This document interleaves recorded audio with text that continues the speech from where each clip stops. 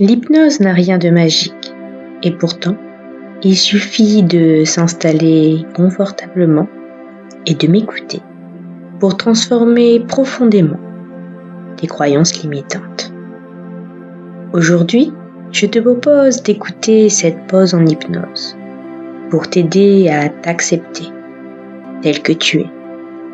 Si tu n'as pas le temps maintenant, enregistre cet épisode pour plus tard et programme-toi un rappel ce soir pour faire cette séance. Installe-toi confortablement, isole-toi du bruit et prends ces quelques minutes pour venir dénouer avec moi les nœuds de ton inconscient qui t'empêchent aujourd'hui de t'accepter tel que tu es. J'ai bien dit avec moi, car même si je suis là pour te guider et te permettre d'accéder à ton inconscient, c'est à toi d'agir pour enfin t'accepter. Et cette première action a déjà eu lieu puisque tu as décidé aujourd'hui d'écouter cette séance. Je ne sais pas si tu connais les lacets magiques. C'est ainsi que ma mère appelle les lacets qui se dénouent facilement en tirant sur l'une des ficelles alors qu'ils tiennent fortement.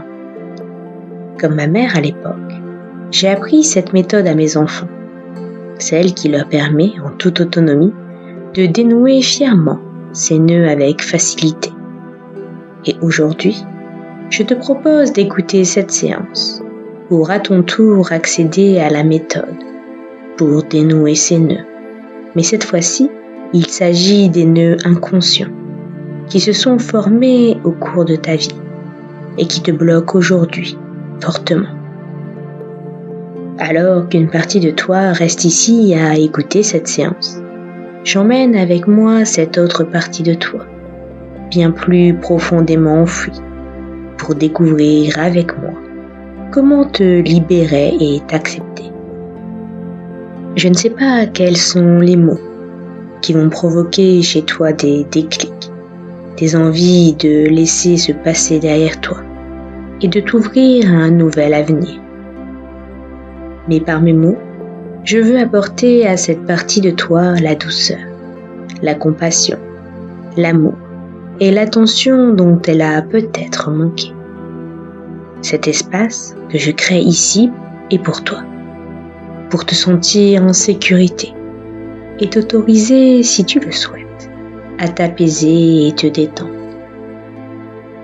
Comme si tu ressentais une vague de douceur traverser ton corps. Elle passe par la tête, détend ta nuque, apaise tes épaules, réchauffe ta colonne vertébrale pour finir par détendre les muscles de tes jambes. Je suis là et je t'emmène avec moi. Tu peux choisir de prendre ma main, de te tenir à mes côtés, ou alors de suivre mes pas. Peu importe, le comment m'est égal. L'important est la décision que tu as prise aujourd'hui de t'accepter. Et alors, peut-être commences-tu à sentir peu à peu ton corps devenir de plus en plus lourd et tes membres s'engourdir pour laisser place à une détente profonde. Une invitation de ton corps à prendre place dans cette séance pour écouter l'histoire que je vais te raconter. Je voudrais te raconter l'histoire de Claire. Claire était une jeune femme au tempérament joyeux. Et pourtant, depuis quelque temps, une grande tristesse l'accablait. La perspective de devenir bientôt mère lui apportait à la fois de la joie et de l'anxiété. Elle vivait seule et avait l'impression de ne pas avoir les moyens financiers ni les connaissances nécessaires pour élever un enfant. Sa propre enfance avait été difficile, marquée par des parents peu attentionnés, et sa famille l'avait encouragée vivement à avorter. Mais elle n'avait pas pu s'y résoudre. Elle avait le pressentiment que c'était le chemin qu'elle devait emprunter. Mais cette certitude des débuts a rapidement laissé place à de l'inquiétude. Avait-elle fait le bon choix ? Aurait-elle dû être plus raisonnable, comme ses parents lui avaient répété? Un jour, alors qu'elle se tenait sur le balcon de son appartement, le regard perdu dans ses pensées, elle aperçut son voisin, un vieil homme nommé André. Ce qui frappait chez lui, c'était son sourire constant et une lueur de bonté dans les yeux qui ne semblait jamais s'effacer. Inquiet de voir Claire perdre cette joie de vivre qui la faisait pétiller, André décide alors de venir lui parler. Il s'approche de son balcon, s'incline légèrement et dit « Bonjour Claire, vous semblez préoccupée. Puis-je vous inviter à prendre un café avec moi ?» Claire hésite un instant, puis accepte l'invitation. Elle avait toujours apprécié ces discussions, bien que très brèves, avec ce voisin. Il émanait de lui une certaine quiétude. Elle s'était souvent amusée à s'imaginer quelle vie il avait pu avoir. Elle traverse alors le couloir pour le rejoindre. Une fois à l'intérieur, son appartement était aussi chaleureux qu'elle l'avait imaginé, orné de photos de famille et de souvenirs. Assis à la petite table de la cuisine, André prépara le café et commença à discuter doucement avec Claire. Elle se mit à parler de ses inquiétudes et de sa tristesse, comment elle ne se sentait pas à la hauteur pour être mère. Le vieil homme l'écouta attentivement, puis répondit d'une voix apaisante. « Claire, la vie peut être effrayante, surtout quand on se sent seul et vulnérable. Mais laissez-moi vous dire quelque chose. Personne ne naît en sachant comment être parent. C'est un voyage d'apprentissage, et nous faisons tous des erreurs en cours de route. Ce qui compte, c'est l'amour que vous offrez à votre enfant. » Claire baissa les yeux. « Mais je ne sais pas si j'ai assez d'amour à donner. J'ai tellement de doutes sur moi-même. » André sourit. « L'amour est une ressource infinie, Claire. Ne sous-estimez pas la capacité que vous avez à aimer votre enfant. Les moyens financiers ne sont pas aussi importants que l'amour et l'attention que vous pouvez offrir. Il y a des parents qui ont tout ça, mais leur enfant manque d'amour. » Claire avait du mal à retenir ses larmes. « Et ma propre enfance, mes parents n'ont jamais été des modèles de parentalité. Comment puis-je être une bonne mère quand je n'ai même pas eu d'exemple à suivre ?» André incline la tête en signe de compréhension.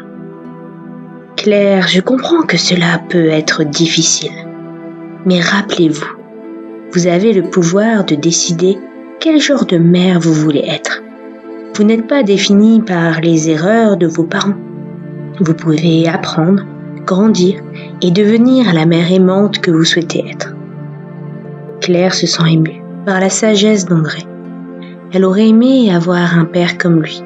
« Vous avez raison, André. Je dois arrêter de croire que ce que ma famille pense est la vérité. Ils ont eu tort tellement de fois dans leur vie. Ils auront tort là aussi. Je vais être une mère aimante pour mon enfant. » André lui prit doucement la main. « C'est un bon début, Claire. Soyez douce avec vous-même. La perfection n'existe pas en matière de parentalité. Ce qui compte, c'est l'amour, la patience et la volonté d'apprendre de ses erreurs. Vous êtes bien plus capable que vous ne le pensez. » Au fil des semaines et des mois qui suivent, Claire s'ouvrit à la possibilité d'être une mère aimante. Elle a commencé à se renseigner, à suivre des cours et à se préparer à accueillir son enfant dans un environnement d'amour et de bienveillance. Elle prit soin d'elle-même, physiquement et émotionnellement, sachant que cela était essentiel pour être une mère forte. Elle prit de la distance avec ceux qui la dévalorisaient. Et André est devenu un ami précieux, lui offrant conseils et réconfort chaque fois qu'elle en avait besoin. Sa sagesse et son sourire constant lui rappeler que l'avenir n'était pas nécessairement sombre, que l'amour pouvait changer le cours des choses. Lorsque le jour vint d'accueillir son enfant, Claire était prête. Elle prit dans ses bras son nouveau-né, avec tendresse et détermination, sachant qu'elle avait la capacité d'être la mère aimante qu'elle avait toujours voulu être. Elle savait qu'elle ne serait pas parfaite, mais son amour pour cet enfant serait plus fort que tout. Ce vieil homme, par sa gentillesse, son écoute et sa bienveillance, avait su apaiser cette petite voix dans sa tête, qui était remplie de doutes. En réalité, André n'avait pas fait grand-chose. Il avait simplement donné un environnement assez rassurant à Claire, pour qu'elle puisse passer outre cette voix, qui faisait écho au jugement des autres, pour entendre enfin cette voix intérieure, qui sait, elle, qu'elle est bien plus que cela. Et cette séance est le moment parfait pour toi, pour réussir toi aussi à faire taire l'écho, pour enfin t'accepter. Je t'invite à imaginer ces nœuds qui embrouillent ton esprit et t'empêchent d'entendre cette force intérieure.